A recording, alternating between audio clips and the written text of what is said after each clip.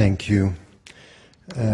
First, thank you for this invitation here this evening, and I really also want to thank once again Oxford University Press for organizing my visit here in the States, and I won't forget ACLU and others who helped me to struggle for my rights for being here in the States and being able to speak, to listen, and to contribute to the American debate or the Western debate. And I know that among us, Jamil Jaffer is here, so I want to thank you again for this support. Let me go straight to some of the points, and I'm not going to respond straight away to some of the claims, on all the claims, but during my talk, as it is the introductory speech, let me highlight some of the points. When I got the question, of course, as a Muslim and as a believer, but as someone who is coming from within the realm of religions, it was quite clear that to put it that way was not the right question to ask. Is Islam a religion of peace, or is Christianity, or is Judaism, or is Buddhism a religion or a spirituality of peace? Doesn't mean anything for me. It's not the right question. It's not the accurate question. Not because I think that there is a good Islam and a right Islam, and there are people who are acting in the name of Islam who are not representing what Islam is. This is not my point. I never said that, by the way. But the point for me is really to try to deal with a phenomenon, with religion from within, and to try to understand the dynamics and to understand the trends and to understand the diversity. So just to essentialize one religion by saying it's all about war, it's all about peace, and even, you know, said by George W. Bush, doesn't mean anything for me. So this is one point which is important. But religions, and all the religions, and Islam among all the other religions, are dealing with human beings. And if you deal with human beings, you deal with violence and you deal with peace. You deal with violence. Because human beings, by definition, have to do with violence. They have to deal with aggressivity, with wars. And to expect from a religion not to tackle the issue is just to dream of something which is not going to happen.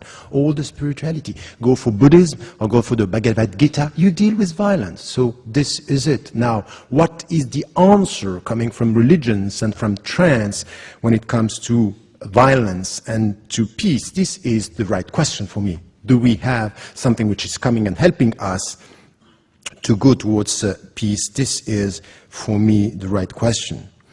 So now, once again, when I have people speaking from outside, and it's especially the case these days when it comes to Islam, is we speak about Islam and we speak about, you know, something which is a religion that is perceived through one window or through one interpretation, and we very often take what is visible through the media. But Islam is as complex as Christianity and Judaism and Buddhism and Hinduism.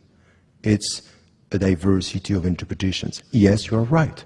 The Quran is for the Muslims the very word of God. But many interpretations and many ways of dealing with the books. The problem is not the book, the problem is the reader. It's the way, no, we have only 10 minutes. So, this is why when, for example, you take a text, and you can do this with the Bible, with the Torah, the Gospels, it's always the same. Tell me the way you read, I will know what is in your mind, but not for sure what is in the text. And this is something which is the starting point of a serious discussion in theology. Because I don't like all these intellectuals and philosophers and even journalists. They are very keen on understanding the complexity of philosophies and the simplicity of religions.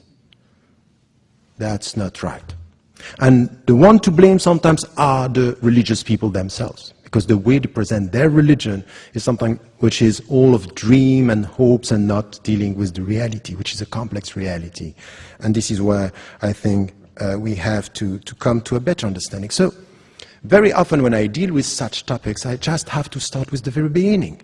We want to deal with the religion, let us speak about religious issues and religious understanding, not to avoid the starting to just to come to newspapers and headlines. It's not going to help us to understand religion just to go for what is happening in the world. Let us also understand the fundamentals and then come to some of the translation, the historical experiences. Because as much as you can speak about September 11, you can speak about the 16th century under the empire, the Ottoman Empire, which was a great civilization with a diversity, Christians and Jews and even non-believers working and living together. We are always speaking about Andalusia. But we can prove everything with history if we don't get a sense of what are the principles we are talking about.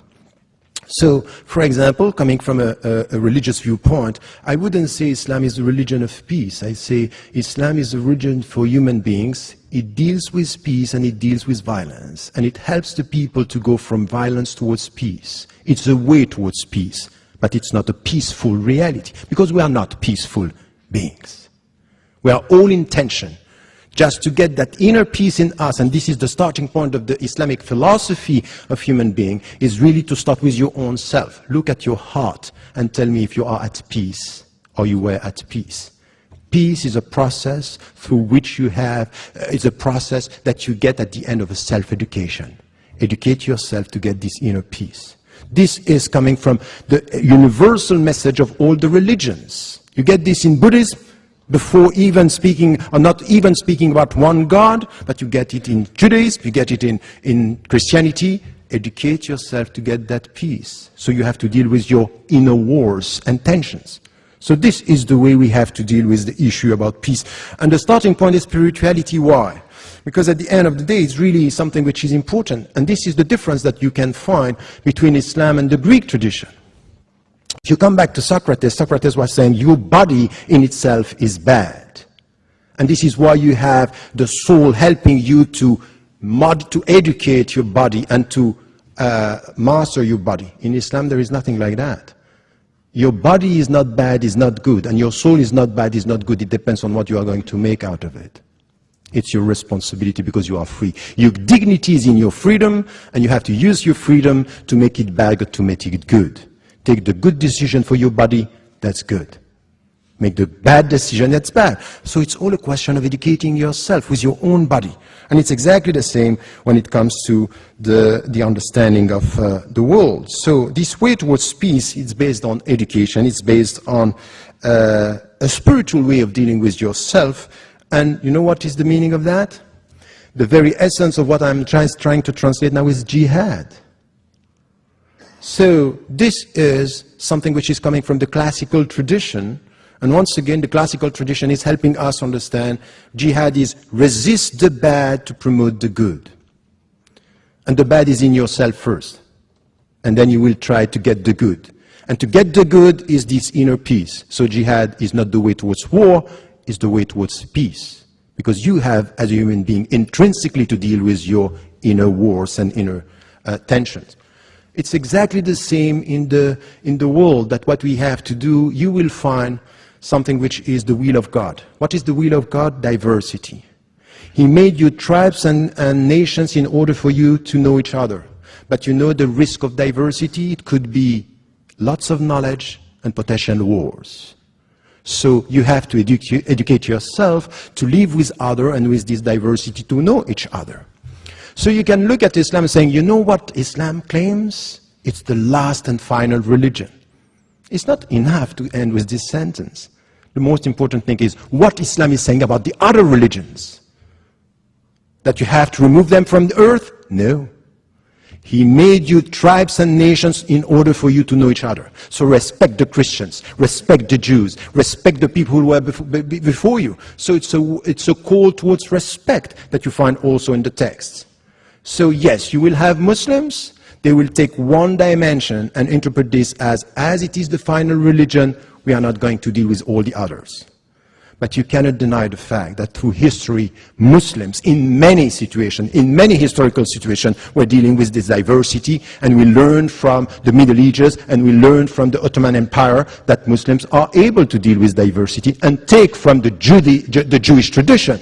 Maimonides was speaking Arabic better than me. He was a Jew and he was an intellectual, and he was a theologian, and he was dealing with respectful people. So all these Muslims were wrong Muslims because they didn't understand that the final religion should not listen to the first monotheistic tradition? That's not true. You cannot reduce this in such a way. It's too simplistic to represent what a religion is and what a history and a historical experience is.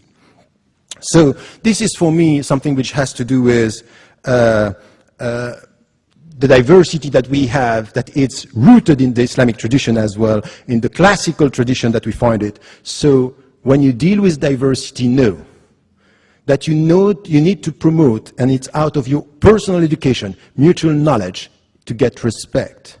But you also have to deal sometimes with oppressors and people who are going to try to take over, and you have to resist. And this resistance, in order to reform the world for the better, is the very meaning of jihad. Now, once again, I will never deny the fact that some Muslims, some theologians, in history and now, are using some of the verses in a way which is, for me, unacceptable. And you know, I go even further than that. Just after September 11, when I was invited by Time, I came here and I was asked about this. I said, you know what, it's not only not good and not Islamic, it's anti-Islamic what they are doing. It's against my religion. It's against the principles. So I'm not saying this is the good religion and this is bad. I acknowledge the fact that they are interpreting the text in a way. But what I'm saying from where I am, from within my tradition, is this is anti-Islamic. This is not the right way to deal with the text. So you cannot reduce this into something which is, oh, the only right Muslims are the Muslims who are acting the way I believe Islam is, meaning bad. I think it's not fair. It's not a discussion that we can have. So let me come to my conclusion here. At the end of the day, if you go through the text and you understand the philosophy of this way towards peace, dealing with your own wars and inner tensions and the tensions within the society, you will find interpretations within Islam that are promoting something which has to do with peace without avoiding violence, because we all have to deal with our violence. This is something which is important, and in history you will find the examples for this and for that. So don't rely on history. With history you prove whatever you want. But at the end of the day, this is exactly the case for all the philosophies. All the people who are promoting human rights, we all have to do something which is out of humility to check our people. Because with the best means, you can promote the bad or the worst attitude. In the name of human rights, we want to kill people. In the name of human rights, we can promote and support the war in Iraq and Afghanistan, where so many innocent people have been killed. And I said it from the very beginning, never forget that the blood of an Afghani or Iraqi innocent man or woman is as valuable as the blood of an American innocent man and woman. No discussion about this. So the best ideology in the name of human rights, in the name of democracy, could be used by people to promote the worst. So let us be humble, instead of criticizing one religion and one ideology, to know that in our universe of reference, you will find people using our texts, our values, sometimes for the good and sometimes for the bad, sometimes for peace and sometimes for war, sometimes for dignity and sometimes for money, sometimes for protecting freedom and sometimes for geostrategic interests. It's not right to essentialize by saying, oh, all the wars on human rights, for human rights, or all these philosophies are right or wrong, or promoting a philosophy or a religion of violence. I think that these kind of conclusions are very dangerous, because they don't give us the opportunity to find in any single religion, in any single philosophy, people of goodwill. These are the people who can talk to each other, understand each other, and make it possible to live in diversity and in mutual respect. Thank you.